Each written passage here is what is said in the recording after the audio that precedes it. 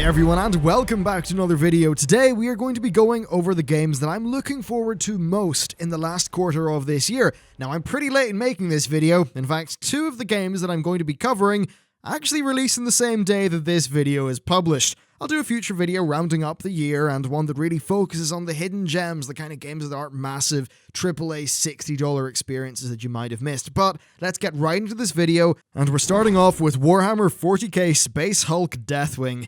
The Warhammer universe is one that I really love, which I think makes a lot of sense if you think about how much inspiration Blizzard actually draws from that source material. Everything is massive, bombastic, and chunky with a really dark overtone that I love, which brings us to Warhammer 40k Space Hulk Deathwing. What a bloody title. This game is a co-op shooter based off the Space Hulk board game. Now, I've got it on this list because the gameplay trailer looked surprisingly strong to me, especially when we think about the runaway success of Warhammer Vermintide End Times, even though that was done by a different developer. So what do you do in this game? Well, the titular Space Hulks are massive collections of asteroids, debris, destroyed spaceships that are crawling with gene stealers. The Deathwing are an elite group within the Blood Angels. If I'm wrong, sorry Warhammer fans, but they're an elite group of Space Marines who you play as, and essentially you're going spelunking through these giant sort of old dilapidated ships. Each mission is on a ship, and you have to advance through it to reach whatever your goal is.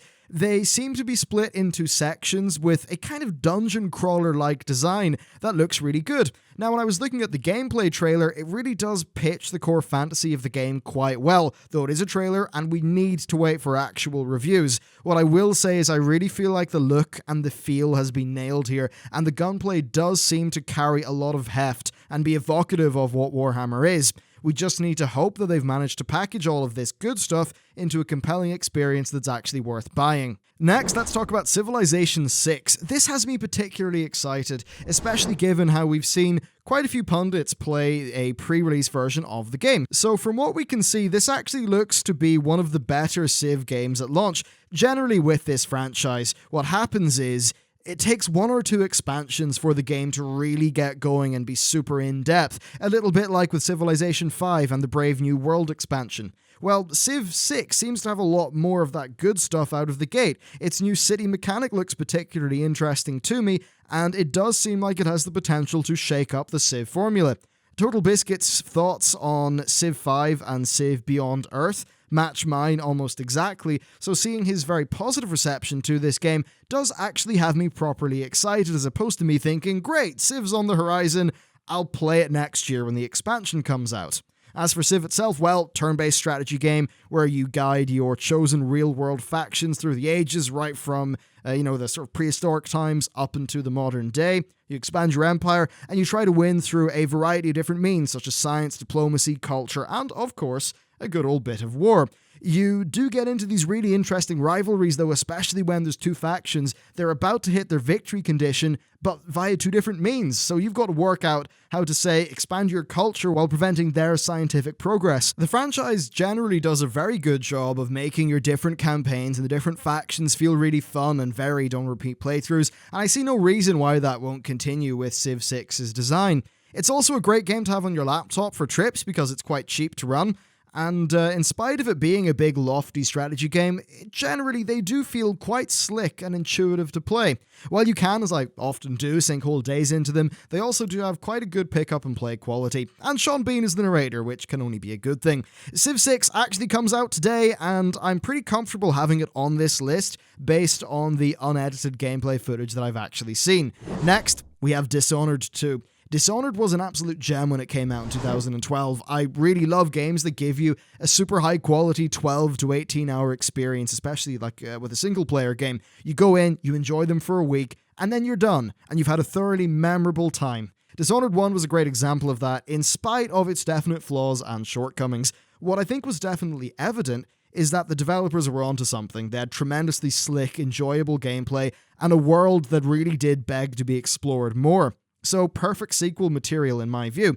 Room for mechanical expansion and a brilliant world that wasn't fully realized in the original. Dishonored 2, for the most part, looks like a very good evolution of this formula, which is exactly what I think it needs to be.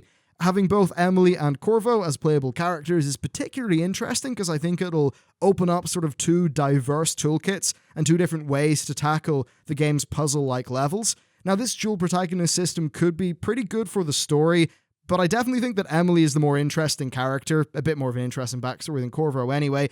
I'm a little bit trepidatious though when developers try to make a story work for two characters. We'll need to see how it goes. Hopefully that's an issue they manage to avoid, but overall, I'm very excited for this game's release. Next, we have Titanfall 2. Yep, so Titanfall was a strange game. Respawn Entertainment displayed a tremendous understanding of a lot of elements of gameplay, which makes sense. They're basically the core people who made the original Call of Duties.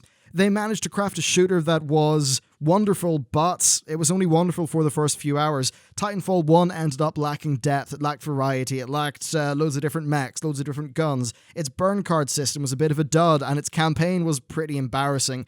Well, it looks like Titanfall 2 is attempting to build off what worked, and turn into a full game with a proper campaign and seemingly more fleshed out and in-depth multiplayer. As much as seeing an FPS in the list of a mostly MMO channel might be strange, it's a genre that I have always loved alongside RPGs and strategy games. So while at Gamescom hunting down publishers, my friend and sort of game studio co-owner Thomas actually managed to get his hands on Titanfall 2. He had very good things to say, and there is a lot of pre-release opinion out there, which seems quite positive, though I am always quite wary of those opinions. But overall, it does seem like there was an interesting core concept with Titanfall 1 that certainly could be expanded into a lot more with Titanfall 2. I recommend waiting a week or two to actually buy this, given how its predecessor was a flash in the pan, but hopefully they do pretty well. And next we've got Battlefield 1. Yep, Battlefield. So Battlefield Vietnam, Battlefield 2, and Battlefield 2142 were major parts of my gaming while I was a teenager. BF4 and Hardline, oh, they didn't do much for me at all. They didn't really evolve the formula that was set out by Battlefield 3, so it was a bit boring. Well, Battlefield 1 does not reinvent the wheel at all, but I have to say I really enjoyed my time in the beta test and the early access.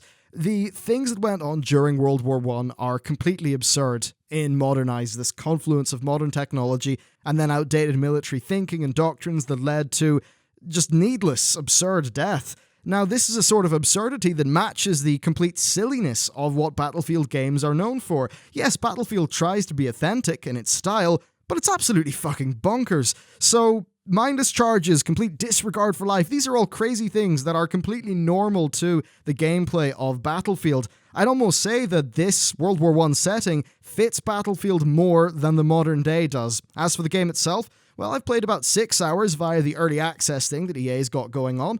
The single player is oddly interesting. Rather than a single campaign, they give you 6 slices of the war. They're small, self-contained stories with their own characters that give you a taste of the scale and variety of what was going on. They are mostly linear, but they were decently compelling. Their gameplay definitely shone whenever they would put me at one end of the map and try to get me to the other end of the map and then just sort of leave the specifics to you rather than being linear.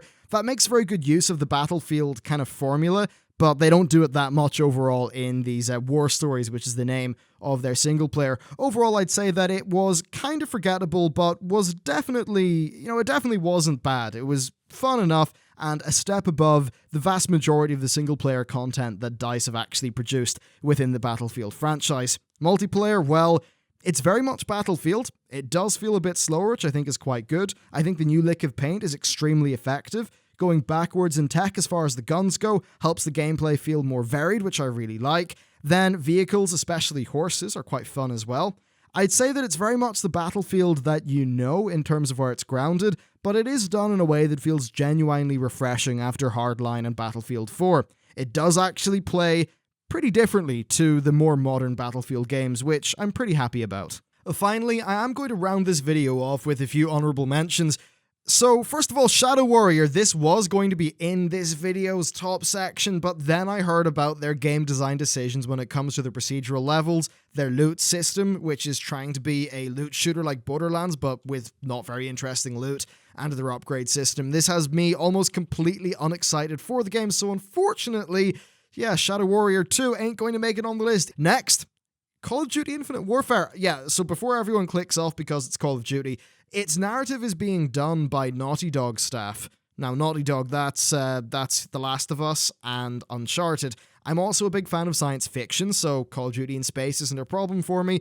Battlestar Galactica is one of my favorite shows ever, and it seems like they're going with some similar story beats in terms of it being this whole kind of ragtag fleet thing. So, as I said, it's got Naughty Dog working the narrative. The the general setting looks quite interesting to me, so they have piqued my curiosity, hopefully for good reason. Anyway, guys, that's pretty much it for this video. A look at the main games that I'm interested in. I know a few of them are sort of your more traditional big AAA games, but only because I feel like some of them are actually doing something properly interesting. And then hopefully Deathwing manages to sort of appear as a slightly more indie project that, is one that'll really be a breakout hit, a bit like how Vermintide was. But that's it for the video. Hope you enjoyed it. Thanks for watching, and I'll see